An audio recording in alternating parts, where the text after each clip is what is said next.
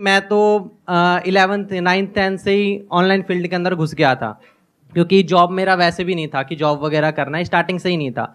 और अभी मैं अर्निंग भी कर रहा हूँ, लगभग 1-2 लाख रुपए अप्रॉक्सीमेटली मंथली बन जाते हैं। ऐसा क्या कर रहे हो? सर डिजिटल मार्केटिंग कर रहा हूँ मैं। मुझे भी साथ लगा लो। कोई असिस्टेंट चाहिए आपको?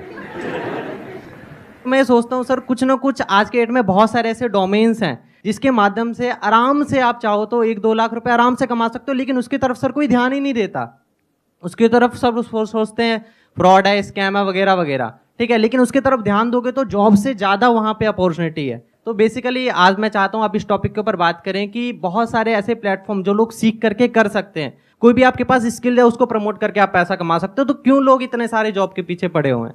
मेरी चीज़ समझ में नहीं आता क्यों एग्जामिनेशन की तैयारी कर रहे हैं। आप में से कितने हैं जो अभी किसी न किसी एंट्रेंस की तैयारी कर रहे हैं? ऑलमोस्ट सब लोग आप किसी न किसी एंट्रेंस की तैयारी कर रहे हो। अब मेरा आप लोगों से क्वेश्चन है, इनका ये कहना है कि मार्केट में इतनी सारी अपॉर्चुनिटीज हैं, तो फिर आप एक इतने कॉम्पिटिटिव वर्ल्ड में क्यों एंटर कर रहे हो, जहां पर के पहले तो एंट्रेंस को क्रैक करना इज नेक्स्ट टू इम्पॉसिबल, उसके बाद में अच्छी जगह पर जॉब मिलना इज नेक्स्ट टू इम्पॉसिबल, उसके बाद में उस जॉब को रिटेन करना भी आने वाले टाइम में और मुश्किल होने वाला है। Why are you doing that? I am just curious to know. कोई है आप में से जो बोलना चाहेगा, जवाब देना चाहेगा? रिस्क नहीं होता बिल्कुल, मुझे ऐसा लगता है। तो रिस्क जहाँ पे आ जाता है ना, तो वो चीज़ उसमें भी काफ़ी वो हट जाता है। और अगर जिस चीज़ में रिस्क ना हो उसमें सब सपोर्ट करते हैं, फिर हम सोचते हैं सब सपोर्ट ही करें तो ठीक ही होगा, इस यहाँ पे जा रहे हैं तो हम। इन्होंने कहा कि हम एंट्रेंस के लिए इसलिए जाते हैं क्योंकि वहां पर उस पाथ पर कोई रिस्क नहीं होता है। क्या ये सच है, झूठ है? कितने एग्री करते हैं इनकी बात से? तो जब रिस्क है और बहुत रिस्क है, क्योंकि लाखों बच्चे अप्लाई करते हैं, उसमें से कुछ का होता है, ये बात हमको पता है, तो फिर क्यों इस पाथ को आप चुनते हो जब यहां पे रिस्क भी है और कोई श्योरिटी भी नहीं है? तो क्यों इस पाथ को चुनते हो? क्यों कुछ और एक्सप्लोर नहीं करते हो? सर पैसे की बात करेंगे, रिस्क की बात करेंगे, तो जितना बिजनेस नॉर्मली स्टार्ट किया था उससे कई गुना ज्यादा पढ़ाई में लग जाता है। कितना लग जाता होगा? आप में से कोई बताएगा जो लोग एंट्रेंस की तैयारी कर रहे हैं, नियर अबाउट कितना पैसा लग जाता है? कोचिंग की फीस 6-7 लाख होती है सर। कोचिंग की फीस 6-7 लाख होती है? जी सर, फिर जी में सर 6-7 ले लेते हैं। नहीं 6-7 लाख थोड़ी होती है। Yes sir. मुझे आइडिया नहीं है, मैं सीरियसली पूछ रहा हूं। मतलब एवरेज फीस क्या होती है कोचिंग की एक साल की? 2 से 3 लाख सर। 2 से 3 लाख रुपए साल की, तो मतलब 2 साल की हो गई 5 से 6 लाख रुपए। तो 6 लाख लगाने के बाद में होने की क्या पॉसिबिलिटी है और नहीं होने की क्या पॉसिबिलिटी है? 99% है कि तो नहीं होगा सर। 99% है कि नहीं होगा? Yes sir. तो रिस्क तो बहुत ज्यादा है यहां पर बॉस, ये तो बहुत ज्यादा है। सब एग्री कर रहे हैं इनसे कि 99% है? या अगर ऑप्टिमिस्टिकली भी देखा जाए तो 90% है कि नहीं होगा, 10% है कि हो जाएगा। अगर हम सिर्फ उन्हीं की बात करें जो बच्चे सीरियस हैं, क्योंकि जरूरी नहीं है हर बच्चा जो कोचिंग ले रहा है वो सीरियस भी हो पढ़ाई को लेकर के। तो मैं कह रहा हूं वो बच्चे जो ब्रिलियंट हैं, एफर्ट भी पूरा कर रहे हैं और डिजर्व भी करते हैं, तब भी जो पॉसिबिलिटी है आपके सिलेक्शन होने की अच्छी जगह पर, वो 10% है। 90% है कि नहीं होगा? और जब नहीं होगा तो क्या होगा? What is your backup plan? Private college sir. तो वहां भी पैसा लगेगा या वहां पे फ्री में पढ़ाई है? पैसा लगेगा। कितना पैसा लगता है? 4 साल का नियर अबाउट कितना पैसा लग जाता है? 20 लाख रुपए। अच्छा, मेडिकल का तो 80-90 लाख है, बट अगर इंजीनियरिंग की भी बात करी जाए तो 20 लाख रुपए तो मान के ही चलो। तो नियर अबाउट आपने 20-25 लाख रुपए तो लगा दिया अपने घर वालों का। एंड आई एम अज्यूमिंग कि आप कोई बहुत अमीर बैकग्राउंड से नहीं हो, मेजॉरिटी ऑफ यू। आप में से कितने हैं जो मिडिल क्लास से हैं? हाथ ऊपर करिए। मेरा मिडिल क्लास वाला सेशन देखा है आप लोगों ने? यस सर, देखा है। अगर वो देखा होता तो अभी हाथ ऊपर नहीं करते। मिडिल क्लास मतलब अगर मैं सिंपल वे में पूछूं तो आप में से कितने हैं जिनकी जो हाउस होल्ड इनकम है वो साल की 12 लाख से ज्यादा है? अब हाथ ऊपर करो। इसको मैं दूसरी तरीके से पूछता हूं, आप में से कितने हैं जिनके घर वालों के पास में 20-30 लाख रुपए स्पेयर है, मतलब अकाउंट में पड़ा हुआ है, अगर वो चला भी जाए तो कोई फर्क नहीं पड़ता है? हाथ ऊपर करो। इसका मतलब आपको या तो लोन लेना पड़ेगा या फिर आपके घर वालों को लोन लेना पड़ेगा। ऐसे बहुत सारी रिसर्चेस हुई हैं जहां पे ये निकल करके आया है कि 50 से 60% जो इंजीनियरिंग कॉलेजेस से इंजीनियर्स निकलते हैं, दे आर अनएम्प्लॉयबल। मतलब उनकी इतनी स्किल ही नहीं होती कि उनको एम्प्लॉय किया जा सके, यानी कि उनको वो काम मिल ही नहीं सकता जिस फील्ड से उन्होंने पढ़ाई करी है। या तो उनको अपनी फील्ड चेंज करनी पड़ेगी या अपने आप को डाउनग्रेड करना पड़ेगा। तो 25 लाख की जो आपने इन्वेस्टमेंट करी उसको रिकवर करने में कितने साल लगेंगे? 9 to 10 years। 25 लाख रुपए रिकवर करने के लिए 25 लाख रुपए जोड़ना पड़ेगा।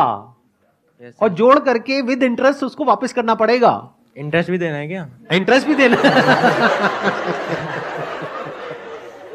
नियर अबाउट हम मान करके चलते हैं, in the best case scenario आपको 20 साल लगेंगे 25 लाख रुपए का जो लोन है उसको चुकाने के लिए या अपने घर वालों को वापस करने के लिए।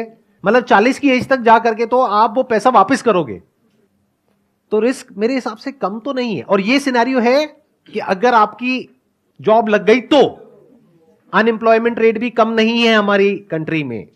ये भी हो सकता है कि जॉब ना लगे, तो क्या करोगे? A simple genuine question.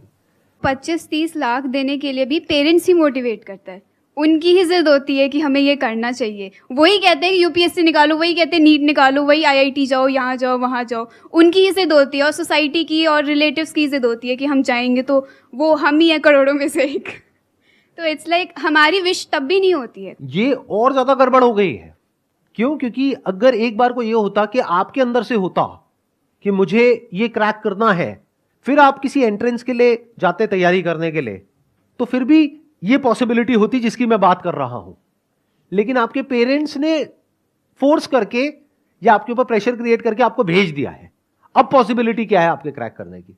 अब तो आपका मन ही नहीं है वो काम करने का, करना पड़ रहा है। एक है कि आप खुद अपने अंदर से मोटिवेटेड हो, बाहर से किसी एक्सटर्नल मोटिवेशन की आपको जरूरत नहीं है, तब फिर भी होने की पॉसिबिलिटी है, बशर्ते कि आपके अंदर वो कैपेबिलिटी भी हो उसको क्रैक करने की। लेकिन अगर आपका खुद का ही मन नहीं है, लेकिन पेरेंट्स का प्रेशर है, सोसाइटी का प्रेशर है, उसकी वजह से आप जा रहे हो, तो वहां जाकर के क्या करोगे? बहाने ढूंढोगे क्लास बंक करने के, टाइम पास करने के तरीके ढूंढोगे, रात को बैठ करके वीडियो गेम्स खेलोगे, या क्या करोगे वो मुझे बताने की जरूरत नहीं है डिटेल में, आपकी हंसी से पता लग रहा है। घर वालों को तो ये लगता है कि मेरा बच्चा तो पता नहीं क्या कर जाएगा, अगला सुंदर पिचाई यही है, हमारे घर में ही पैदा हुआ है। लेकिन आपको तो पता है ना अंदर से आप क्या हो, तो इसका मतलब क्या है? वो पैसा पूरी तरीके से बर्बाद होने वाला है। बड़ा नुकसान किसका है, आपके पेरेंट्स का या आपका? क्यों? आपका क्यों है? जवाब दो। सर हमारे लिए टाइम भी उतना ही वैल्यूएबल है पैसों से भी, क्योंकि अगर हमारा पैसे तो हमने पेरेंट्स ने लगा दिए और हमने टाइम भी वेस्ट कर दिया, बट हमारा जो टाइम चला गया वो टाइम अब नहीं आने वाला। तो आपका टाइम वेस्ट हो जाएगा, दैट इज 1। 2, फिर एक ऐसा टाइम आ जाएगा जब जा करके आपको कोई भी जॉब होगी, कैसी भी जॉब होगी, लेनी पड़ जाएगी, करनी पड़ेगी, इतना प्रेशर आ जाएगा पीछे से। तो नुकसान अल्टीमेटली किसका हुआ पूरी लाइफ के लिए? हमारा ही होगा। आपके पेरेंट्स का तो पैसों का नुकसान हुआ, आपकी तो लाइफ ही खराब हो गई। यस। तो अब बताओ इस प्रॉब्लम का सोल्यूशन क्या है? लगाओ दिमाग।